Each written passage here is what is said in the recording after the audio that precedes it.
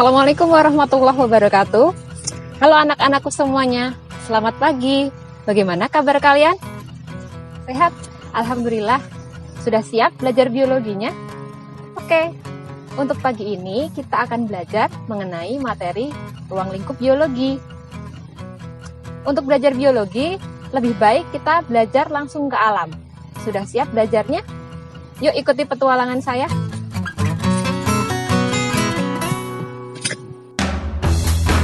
Pada pertemuan hari ini, kita akan fokus pada ruang lingkup biologi. Pada ruang lingkup biologi, kompetensi dasar apa saja ya yang harus kalian pelajari? Yang pertama adalah kompetensi pengetahuan. Ini dapat kita lihat pada KD 3.1, yaitu kalian harus dapat menjelaskan ruang lingkup biologi, permasalahan pada berbagai objek biologi dan tingkat organisasi kehidupan melalui penerapan metode ilmiah dan prinsip keselamatan kerja. Tapi pada hari ini kita hanya akan fokus pada objek biologi dan tingkat organisasi kehidupan, metode ilmiah dan prinsip keselamatan kerjanya besok ya. Kemudian ada kompetensi keterampilan. Kalian diminta agar dapat menyajikan data hasil penerapan metode ilmiah tentang permasalahan pada berbagai objek biologi dan tingkat organisasi kehidupan. Oke, apa saja materi untuk hari ini? Jadi untuk materi pertemuan satu kali ini ada 3 yang harus kalian pahami dan kalian kuasai. Yang pertama adalah tema atau permasalahan biologi, kemudian objek biologi, dan tingkat organisasi makhluk hidup. Kita mulai dari yang pertama ya, tema atau permasalahan biologi. Biologi sebagai ilmu atau sains sebagai ilmu. Jadi, sains itu berasal dari kata Latin scientia, artinya adalah pengetahuan. Sains ini merujuk pada suatu sistem untuk mendapatkan pengetahuan, tapi harus mengalami pengamatan dan eksperimen dari berbagai bidang ilmu yang sifatnya ilmiah. Jadi, kenapa ilmu klinik itu tidak bisa kita katakan sebagai ilmu? Karena dia tidak bisa kita katakan sebagai ilmu alam atau ilmu sosial. Jadi, syarat sebagai ilmu itu ada beberapa hal. Salah satunya adalah rasional, objektif, empiris, dan akumulatif. Nah, ilmu klinik tadi karena tidak dapat mengikuti keempat syarat sains tersebut, maka tidak bisa kita katakan sebagai ilmu. Sampai di sini bisa kalian pahami ya. Selanjutnya adalah sejarah dan konsep biologi. Seperti yang kalian ketahui bahwa biologi itu tidak serta-merta ada di dunia ini. Dia memiliki sejarahnya sendiri. Jadi biologi itu mengikuti studi dunia kehidupan dari zaman kuno hingga zaman modern sekarang ini. Dia mengikuti tradisi kedokteran mulai dari zaman Mesir kuno, kemudian dilanjutkan pada zaman Renaissance Eropa, kemudian dilanjutkan lagi dengan berbagai penemuan mikroskop. Nah, ini yang mengakibatkan selama abad ke-18 dan abad ke-19 ilmu biologi ini menjadi sangat populer, terutama adalah cabang ilmu botani dan zoologi. Kedua disiplin ilmu ini dikembangkan semakin profesional, terutama oleh para ilmuwan-ilmuwan dunia. Saya yakin kalian pernah mendengar beberapa tokoh berikut. Contohnya adalah Charles Darwin, Gregor Mendel, Anthony van Leeuwenhoek, Alexander Fleming, Ian Wilmot, dan seterusnya. Beliau semua adalah para ilmuwan yang memiliki jasa yang cukup besar dalam pengembangan sejarah dan konsep biologi hingga menjadi ilmu yang modern seperti saat ini.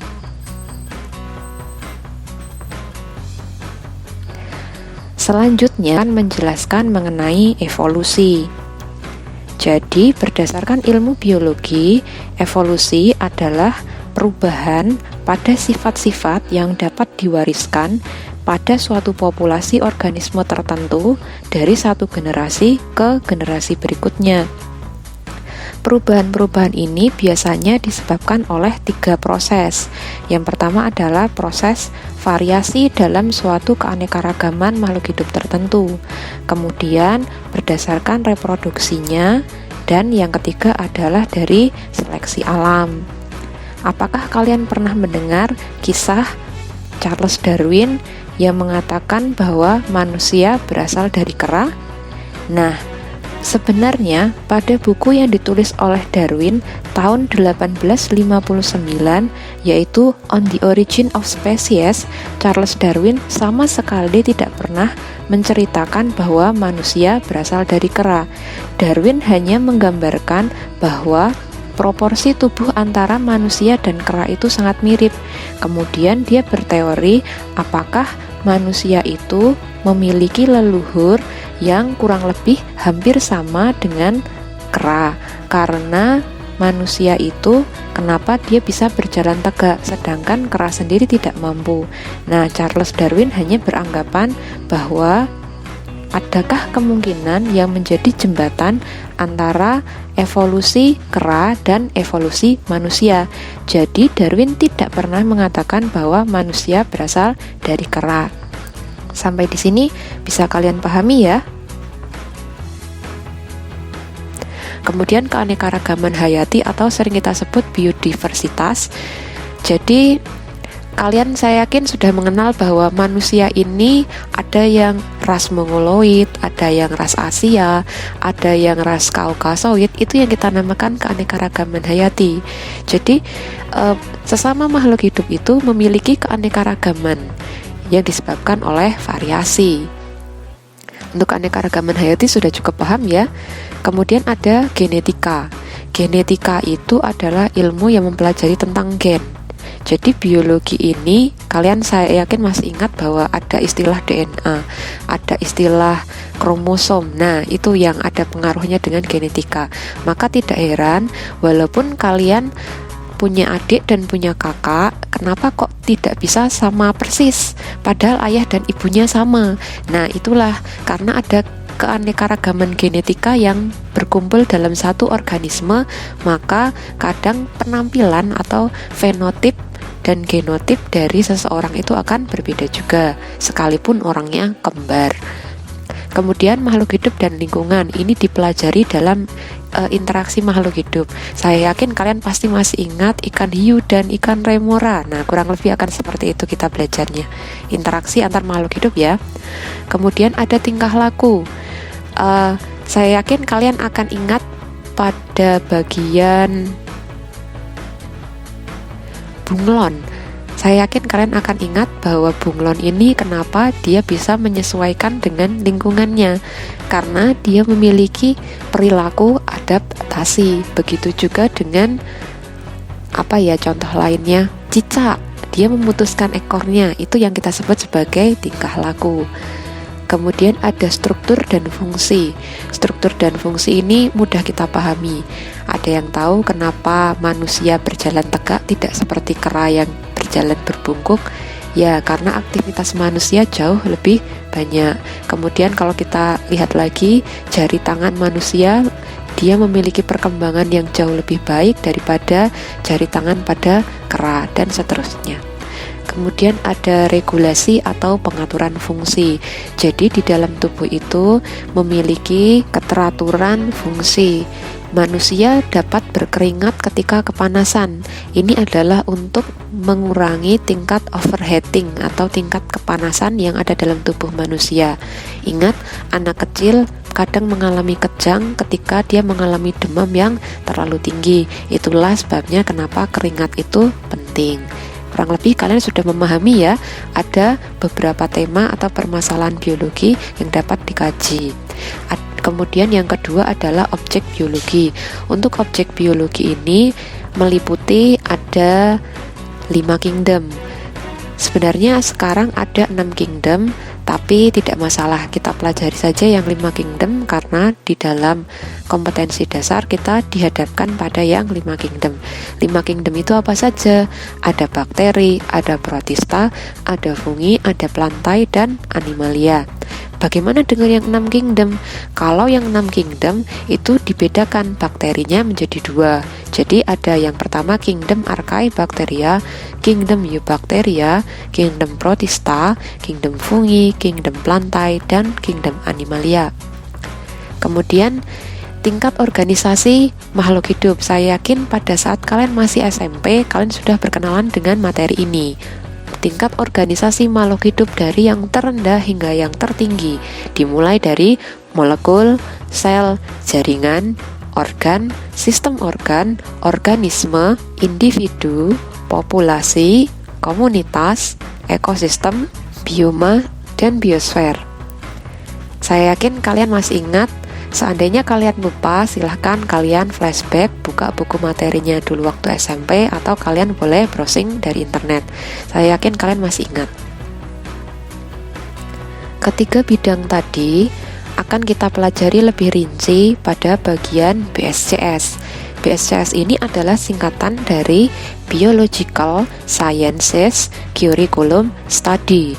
Jadi untuk mempelajari biologi secara keseluruhan, kita harus memahami ketiga bagian tadi, mulai dari tema permasalahan biologi, objek biologi, dan tingkat organisasi makhluk hidup secara holistik atau secara keseluruhan. Jika kalian perhatikan gambarnya, maka kalian akan memahami bahwa sebenarnya biologi ini adalah ilmu yang saling tumpang tindih. Tidak bisa kita pisahkan antara satu bagian dengan bagian yang lain. Sekarang coba kalian perhatikan ada berapa banyak kotak yang ada di dalam kubus BSCS tersebut. Wah, banyak sekali ya. Setiap kubus itu menyatakan satu cabang ilmu biologi. Sebenarnya tidak hanya satu cabang saja kadang, bahkan kadang itu dapat lebih dari 2 bahkan 3 cabang ilmu. Maka tidak heran ilmu biologi itu sangat kompleks. Saya berikan contoh adalah ilmu morfologi hewan. Ingat, yang namanya morfologi hewan adalah ilmu yang mempelajari tentang kenampakan wujud luar suatu makhluk hidup. Berarti coba kita identifikasi BSCS-nya. Morfologi hewan berarti kenampakan fisik. Berarti tema permasalahan biologinya adalah pada bagian, coba kita lihat mulai dari sains sebagai ilmu hingga bagian regulasi atau pengaturan fungsi. Manakah yang masuk ke dalam kategori penampakan luar makhluk hidup? Ya, betul sekali. Kenampakan luar makhluk hidup kelihatan pada bagian tema permasalahan biologi, yaitu struktur dan fungsi. Struktur luar makhluk hidup, kita lihat tingkatan objek organisasi makhluk hidupnya. Suatu makhluk hidup, maka di situ antara molekul hingga ekosistem bioma, jelas itu adalah pada bagian individu. Morfologi suatu makhluk hidup, jelas itu adalah pada satu makhluk hidup. Sampai di sini bisa kalian pahami ya. Jadi satu cabang ilmu biologi itu dapat mengikuti sebuah kotak pada bagian masing-masing BSCS. Morfologi suatu makhluk hidup dapat dibedakan menjadi 2, morfologi tumbuhan atau morfologi hewan. Maka objek biologinya nanti terkait dengan apa yang akan dipelajari. Apakah itu morfologi hewan, apakah itu morfologi tumbuhan, seperti itu. Cukup kompleks ya. Nanti pada pertemuan selanjutnya kita akan mempelajari tentang cabang-cabang ilmu biologi tersebut. Untuk hari ini kita hanya akan membahas bagaimana kita mengidentifikasi suatu foto atau gambar menggunakan kubus BSCS ini. Sudah siap untuk pelajaran hari ini ya? Oke, kita lihat dulu pada gambar. Ya, kalian menemukan gambar seekor ikan hiu putih, Carcharodon carcharias. Ya, pada gambar dijelaskan bahwa ia memiliki struktur gigi yang tajam dan kuat untuk menangkap dan menggigit mangsa hingga tewas untuk memudahkannya makan. Dari deskripsi tersebut, mari kita lihat judul gambar tersebut. Oh, judulnya adalah berburu. Apakah kalian bisa memahami siapa yang menjadi objek di dalam foto tersebut? Apakah ikan hiu ataukah si anjing laut? Ya, tepat sekali. Yang menjadi objeknya adalah si ikan hiu putih. Mari kita identifikasi BSCS-nya. Ada tema atau permasalahan biologinya. Ketika kita melihat deskripsi, kita tahu bahwa yang menjadi topik pembicaraan adalah pada bagian gigi si ikan hiu yang tajam dan kuat untuk menangkap dan menggigit mangsa. Berarti tema atau permasalahan biologinya fokus pada gigi, sehingga temanya adalah struktur dan fungsi. Kemudian kita lanjutkan tingkat organisasi makhluk hidupnya. Karena si ikan hiu putih ini tampak pada gambar berburu sendirian, maka kita tidak bisa mengatakan bahwa tingkat organisasi makhluk hidup itu adalah populasi, karena si ikan hiu putih tersebut berburu secara sendirian atau dikatakan individu. Sampai di sini bisa kalian pahami? Selanjutnya adalah objek biologinya. Hiu putih, apakah ini masuk kategori bakteri? Tentu saja bukan. Maka ini masuk kategori animalia ya, animal, hewan, si ikan hiu putih. Untuk mengidentifikasi gambar, kalian harus paham betul apa judul dan deskripsi dari gambar tersebut. Jika kalian belum menemukan judul atau deskripsi, kalian harus menentukan dulu dua hal ini. Jadi, tentukan dulu judulnya, kalian tulis dulu deskripsinya, baru kalian dapat menentukan tema BSCS, tingkat organisasinya, berikut dengan objeknya.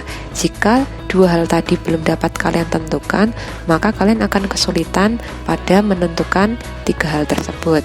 Kalau masih belum paham, kita lanjutkan pada gambar yang kedua. Kita lihat dulu judulnya, Ketika Habis Waktumu.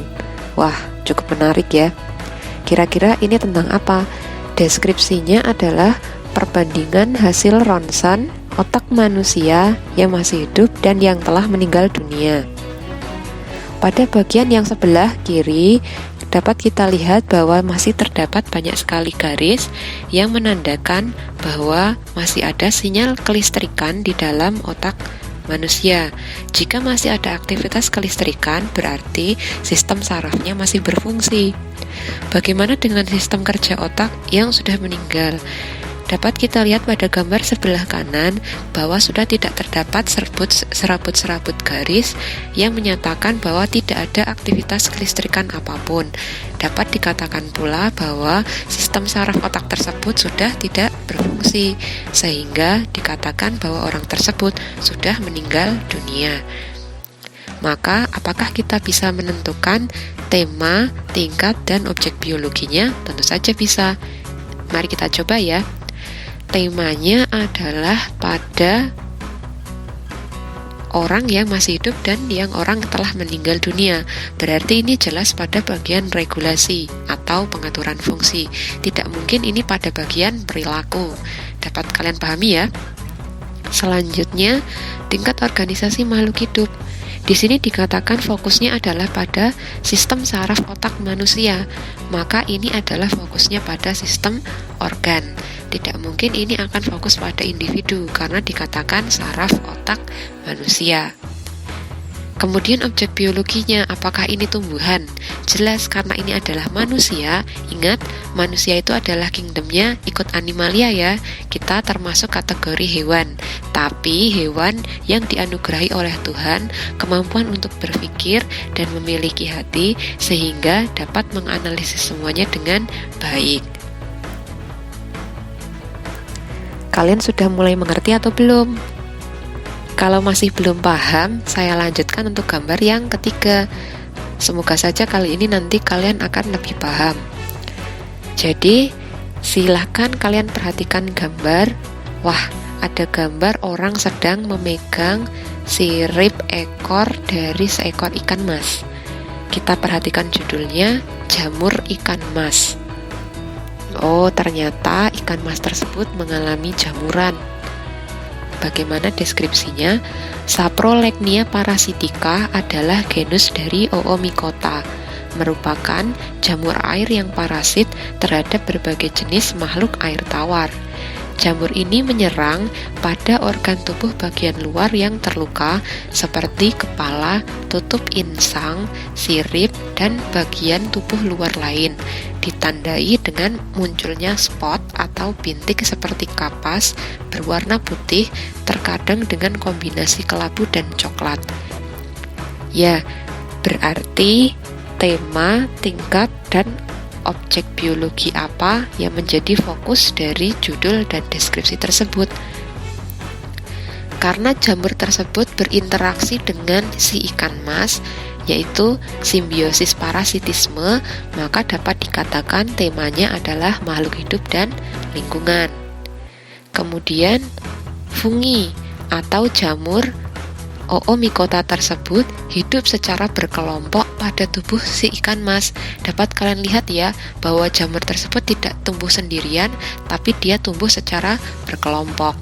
Ingat ya, di atas individu ada populasi, berarti tingkat organisasinya adalah populasi. Kemudian objek biologinya apakah si ikan mas atau fungi? Nah, ternyata berdasarkan judul dan deskripsi, ternyata lebih fokus kepada fungi. Maka kita harus menuliskan objek biologinya adalah fungi. Sampai di sini, saya yakin kalian sudah mulai lebih paham. Masih belum paham juga? Oke, saya tambahi keterangan yang terakhir, yaitu pada judul perangkap si Venus. Kalian pernah melihat gambar tersebut, tumbuhan tersebut? Ya, betul sekali, itu adalah sejenis kantong semar, tapi namanya adalah Venus. Cantik ya, tapi berbahaya. Berbahayanya untuk serangga, bukan untuk kita. Sekarang kita lihat deskripsinya. Tanaman Venus atau Dionaya mascipula memiliki perilaku tak lazim seperti tanaman pada umumnya. Ia tidak berfotosintesis, tapi memerangkap mangsa yang berupa serangga-serangga kecil seperti lalat, kepik, lebah, semut, dan ulat. Jadi, ini berbahayanya untuk mereka, tidak untuk manusia. Dari deskripsi dan judul, kita ambil BSCS-nya apa ya? Ada tema, tingkat, objek biologi. Sekarang, coba kalian simpulkan sendiri. Ya, betul sekali. Tema permasalahan biologinya jelas pada tingkah laku si Venus, yaitu dapat membuka dan menutup permukaan mulutnya untuk menangkap si serangga. Kemudian tingkat organisasinya dapat kita lihat pada gambar, Venusnya tidak hanya satu, tapi ada beberapa, maka kita namakan sebagai populasi. Objek biologinya, Venusnya itu hewan atau tumbuhan sih? Jelas sekali bahwa Venus ini dia adalah kategori tumbuhan, maka objeknya adalah plantae. Sudah paham atau belum? Untuk kegiatan pada hari ini dan pertemuan yang akan datang, kalian akan saya berikan PR untuk mengeksplorasi lingkungan tempat tinggalmu. Gunakan LKS berikut ya. LKS itu artinya adalah lembar kerja siswa. Ini saya gunakan untuk menilai kalian pada KD 3.1 dan KD 4.1. Jadi di sini ada 2 tugas. Hati-hati ya, harus kalian kerjakan. Gunakanlah kamera HP-mu untuk mencari 2 foto gejala alam biologi yang menurutmu menarik untuk ditampilkan. Gambarnya terserah kalian, apa saja yang penting menurut kalian itu menarik. Kemudian yang selanjutnya, 1 foto objek tentang hewan dan 1 foto objek tentang tumbuhan atau jamur. Jadi di situ kalian ada 2, yang satunya tentang hewan dan yang satunya adalah tentang tumbuhan. Jangan lupa lengkapi dengan tema atau permasalahan biologi, tingkat organisasinya, serta objek biologinya. Terutama yang paling penting adalah judul dan deskripsi, karena berdasarkan judul dan deskripsi, kalian bisa menentukan tema, tingkat organisasi, dan objek biologinya. Deadline dikumpulkan pada pertemuan mendatang, bisa dikumpulkan sewaktu-waktu. Jadi nanti kalian akan saya berikan link pada Google Classroom untuk kalian mengumpulkan. Pengumpulannya kalian boleh sewaktu-waktu jika kalian sudah selesai. Intinya adalah nanti dikumpulkannya mulai hari ini hingga pertemuan yang akan datang. Lebih dari waktu tersebut tidak akan saya nilai karena saya jelas tahu siapa yang mengumpulkannya terlambat. Kemudian tidak ada dispensasi apapun karena waktunya sudah cukup longgar, yaitu 1 minggu, maka tidak ada alasan kalian tidak mengerjakan. Sampai di sini bisa kalian pahami ya.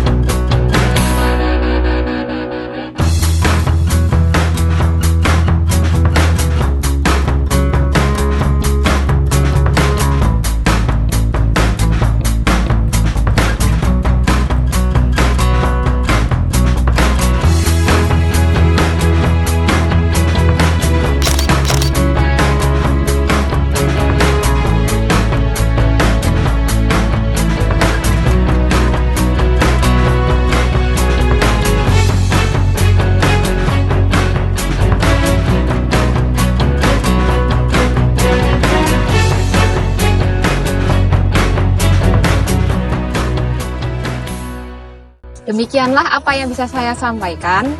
Jangan lupa, biologi itu adalah ilmu alam. Jadi, kita harus selalu kembali ke alam. Jangan lupa dikerjakan semua tugas-tugasnya ya. Demikian untuk materi hari ini. Wabillahi taufik wal hidayah. Wassalamualaikum warahmatullahi wabarakatuh.